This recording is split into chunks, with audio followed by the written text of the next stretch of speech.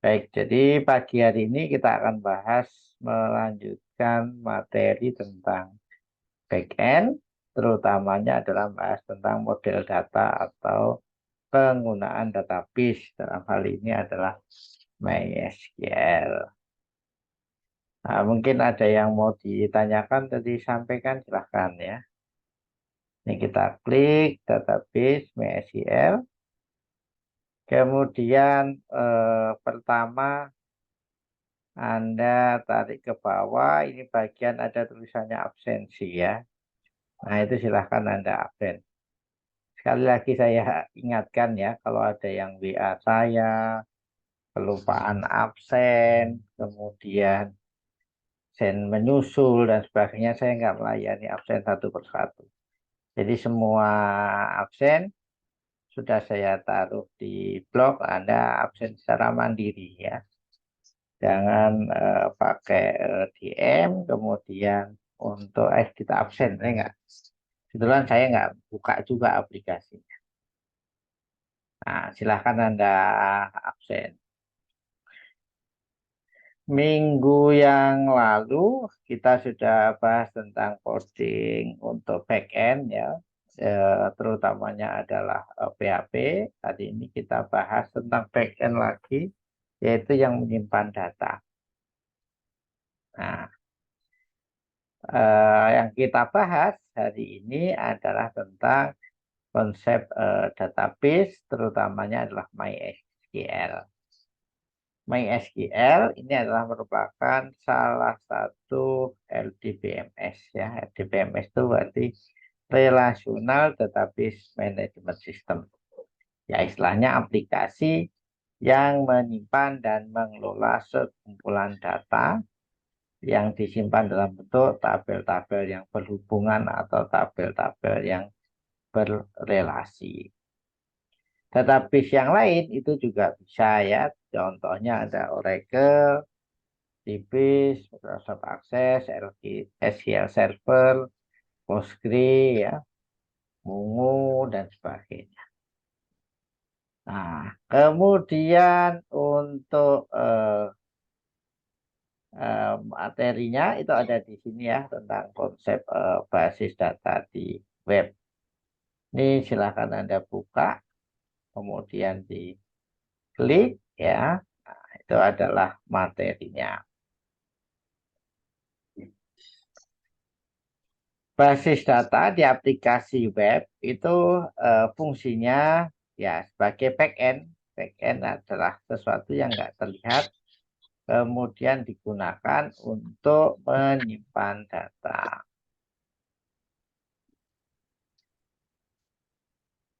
Sandika Surya Satya Ardianto, ada yang mau disampaikan? Silakan.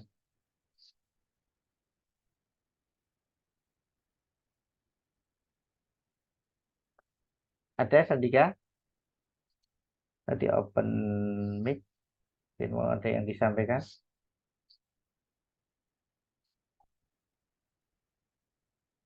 Oke, baik. Kalau tidak ada, saya lanjutkan ya. Basis data banyak dipakai di aplikasi web. Kemudian modelnya adalah client server di mana data ditaruh di server, sedangkan aplikasi web dibuka di sisi klien dengan menggunakan browser.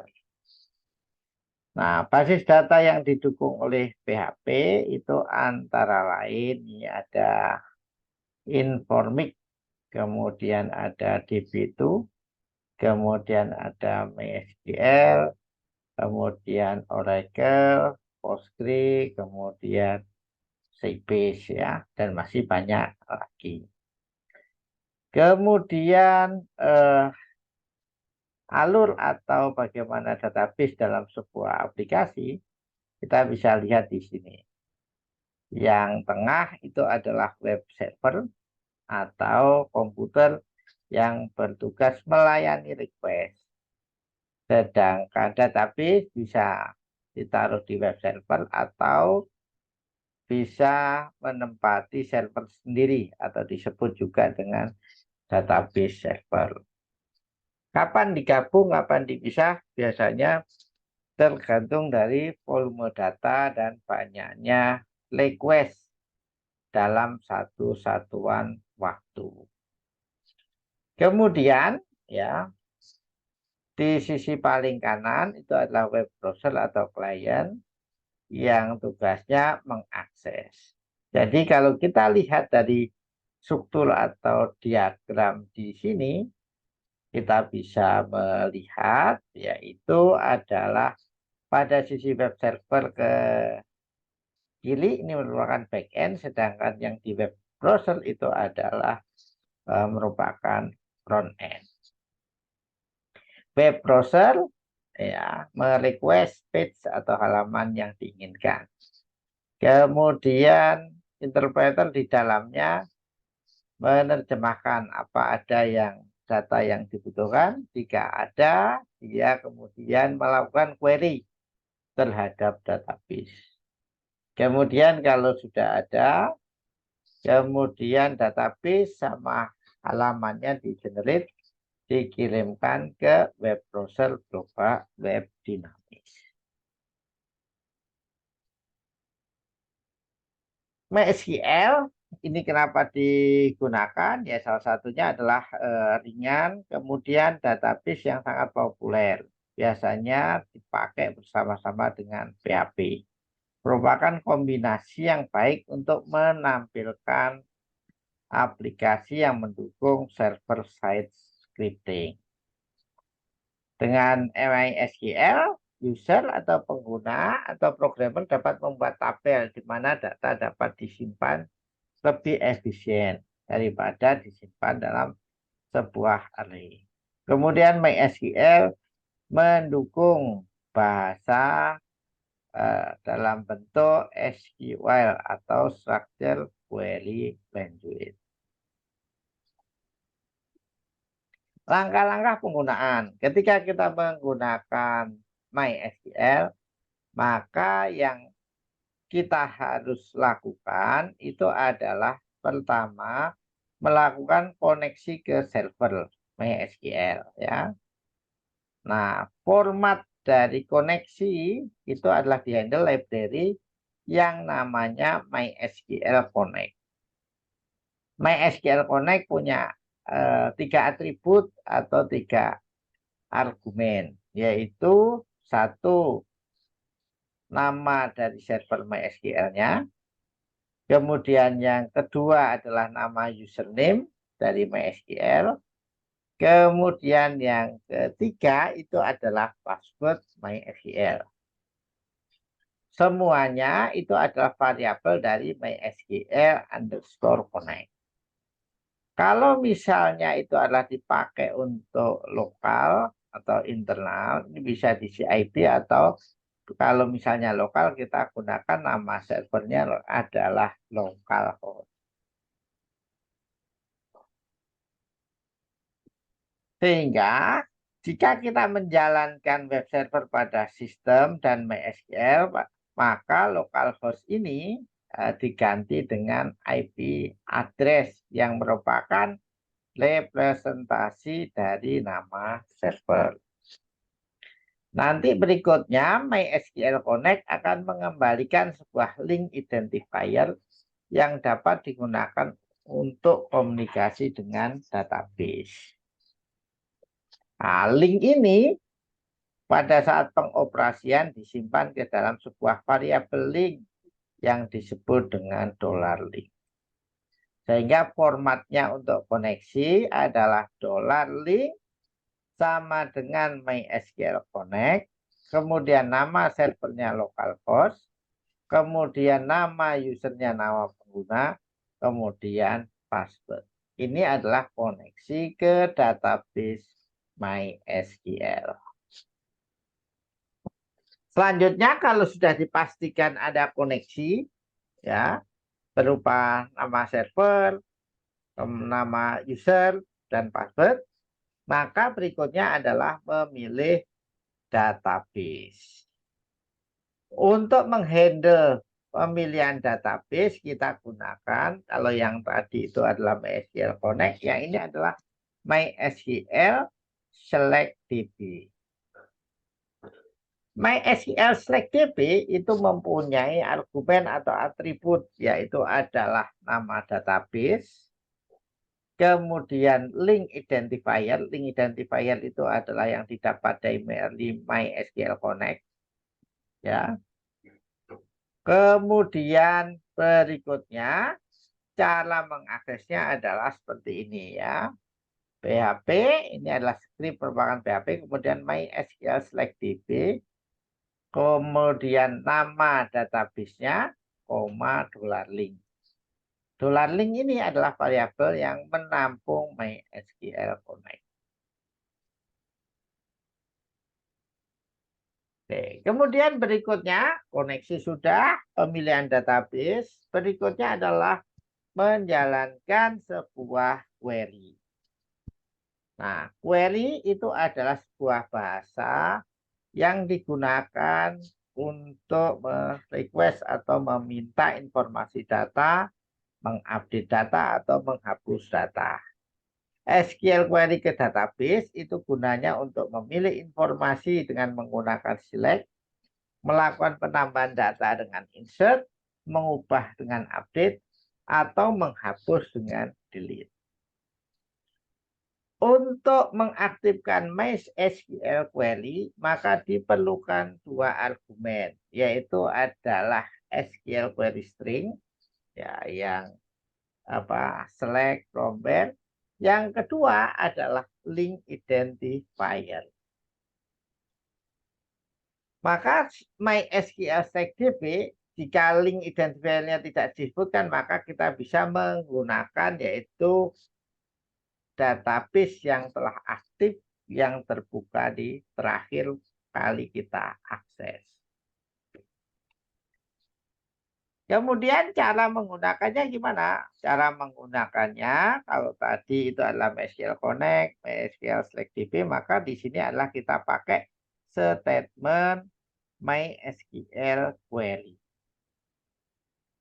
Nah, contoh ada di bawah, itu adalah tanda tanya PHP MySQL query, kemudian select from order by, ya, select bintang from mahasiswa, order by NPM, kemudian ascending. Ini artinya adalah tampilkan seluruh data mahasiswa berurut ascending, ya, dari kecil ke besar atau dari huruf awal ke huruf akhir.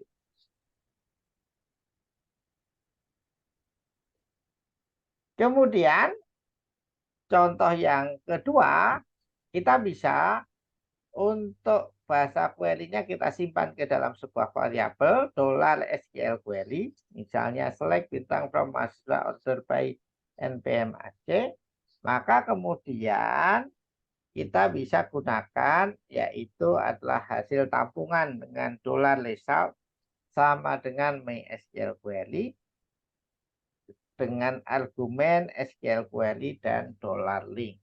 $link masih kita ingat yaitu adalah yang kita gunakan untuk variabel MySQL Connect maupun juga SQL DB.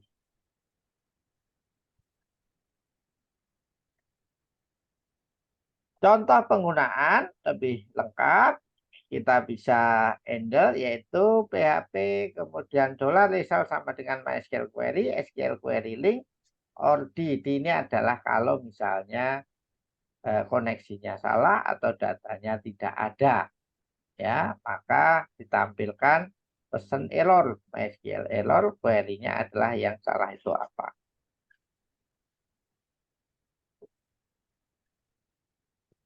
Kemudian berikutnya contoh yang lain, ya, kita bisa menuliskan kodenya itu supaya lebih readable atau mudah dibaca. SQL query select from mahasiswa order by NPM Aceh. Kemudian $result, SQL query, variabel atributnya dimasukkan, SQL query, link, or di MySQL error query-nya adalah titik $SQL query, yaitu adalah query yang apabila salah maka kemudian ditampilkan.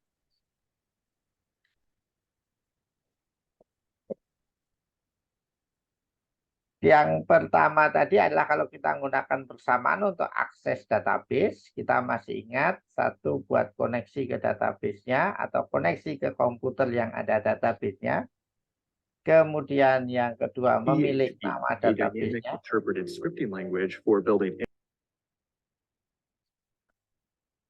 Nama database-nya.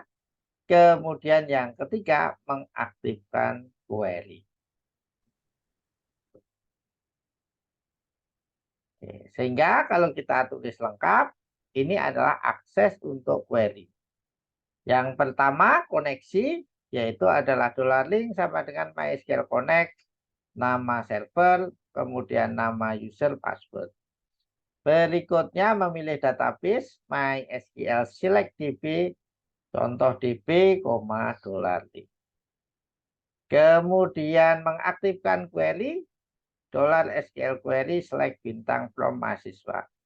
Menjalankan kita gunakan $result sama dengan MySQL query dalam kurung SQL query dengan atribut atau koma $link.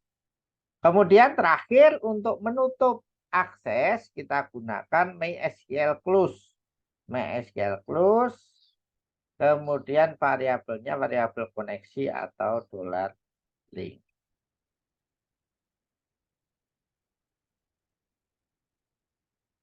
Berikutnya untuk menampilkan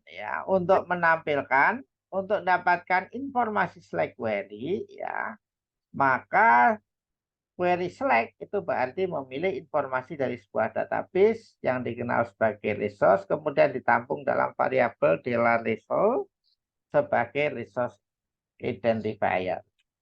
Untuk menampilkan satu persatu atau row by row atau baris by atau baris tiap baris, maka kita gunakan MySQL fetch lay. MySQL fetch lay digunakan untuk menampilkan informasi. Sedangkan parameternya kita bisa menggunakan yaitu adalah MySQL fetch lay dari $result yang sebagai penampung hasil query. Contoh, ini adalah koneksinya, ya, MySQL Connect, MySQL select DB, kemudian query. Query-nya disimpan di $result sama dengan MySQL query dalam kurung SQL query or di query gagal. Nah, ini berarti nyimpannya adalah di $result. Nah, untuk nampilkan kita gunakan MySQL fetch lay. Informasi atau keywordnya adalah while $load. Selama baris datanya masih ada, sama dengan MySQL fetch lay ya, $result, kemudian print row, kemudian echo row ya. Nah, ini adalah menampilkan kolom foo ya, atau menampilkan kolom yang ada di dalam record atau yang ada di dalam hasil result, kemudian kolomnya namanya adalah foo. Kemudian kalau kita ingin mengosongkan array penampung hasil query, kita bisa gunakan MySQL free result.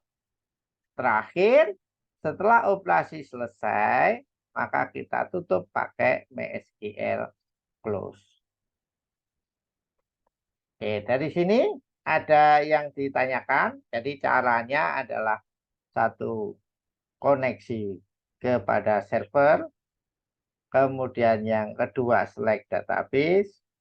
Yang ketiga aktifkan query.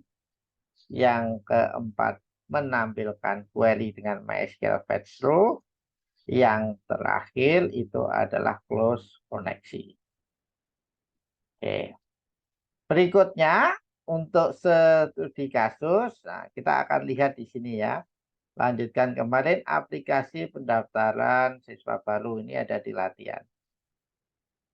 Nah, ini tampilannya aplikasi pendaftaran siswa baru. Ini ada tiga form atau 3 UI. Ya. Yang pertama adalah menunya atau indeks PHP, isinya adalah daftar baru, kemudian sama pendaftar. Daftar baru, isinya adalah formulir pendaftaran. Ada nama, kemudian alamat, jenis kelamin, kemudian agama, kemudian tombol daftar. Sedangkan pendaftar, isinya adalah list dari siswa yang sudah daftar. Di sini ada nomor, ada nama, ada tindakan ya. Nah, berikutnya itu adalah dari sini kita buat struktur tabelnya atau kita buat struktur database-nya untuk menampung informasi pendaftar. Database-nya apa aja? Ini kita bisa lihat. Nanti Anda silahkan. Ya, ada isinya ada nama, kemudian ada alamat, kemudian ada jenis kelamin, agama, kemudian sekolah asal. Ini dibuat di MySQL, kemudian diisi data sementara, mungkin datanya 5. Ya. Nah, struktur database-nya ya kita kasih nama, misalnya adalah contohnya yaitu database-nya kita kasih nama pendaftaran siswa, kemudian tabelnya kita kasih nama calon siswa. Ini adalah kolom atau tipe tabelnya, ya. Tipe tabel atau tipe datanya.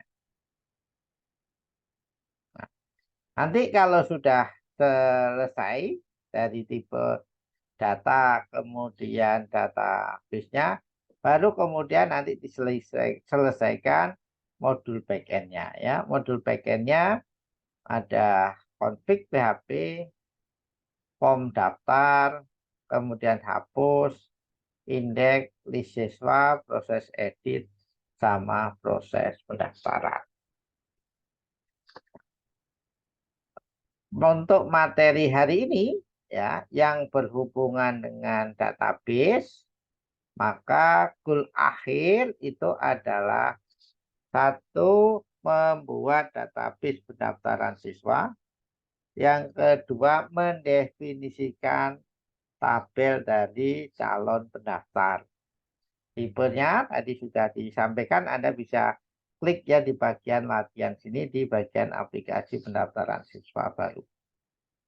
Nah, kalau ini misalnya sudah selesai, ya, nanti kita akan bahas kode backend-nya. Kalau Anda mau lihat kode backend-nya secara lengkap, ini ada di bagian source code GitHub sini. Nah, ini ada config, ada form daftar, form edit, hapus, sampai proses pendaftaran. Ya. Oke. Kemudian, jika sudah selesai, dokumentasikan, kemudian diisikan di bagian form monitoring tugas sebagai latihan. Oke, mungkin ada yang mau ditanyakan atau disampaikan, silakan.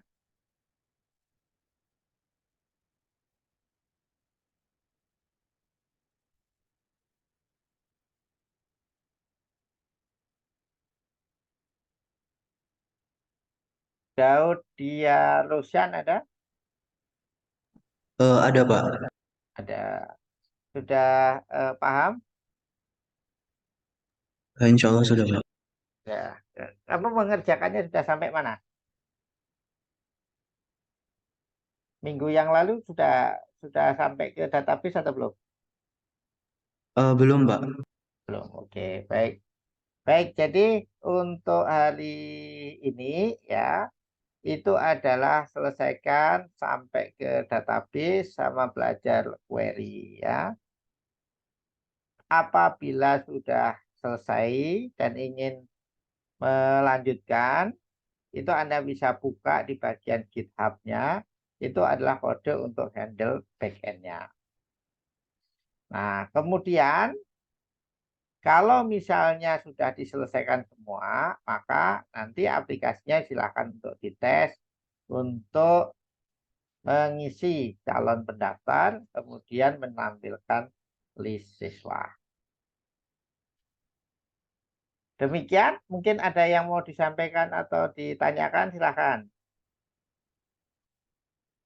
Hana Maheswari.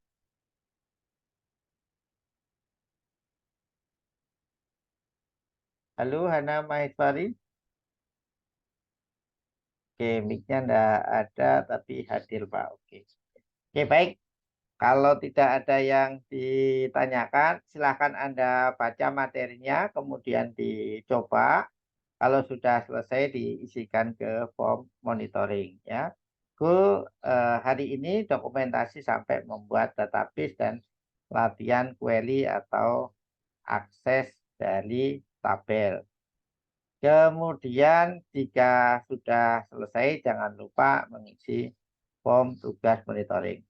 Rekaman video untuk materi hari ini akan saya post ke link blog, sehingga kalau ada yang belum memahami bisa dibuka kembali. Demikian saya akhiri, kalau nggak ada pertanyaan, coba dikerjakan. Selamat berlatih. Assalamualaikum warahmatullahi wabarakatuh. Selamat pagi. Waalaikumsalam warahmatullahi wabarakatuh. Terima kasih, Pak. Terima kasih, Pak. Ya, sama-sama.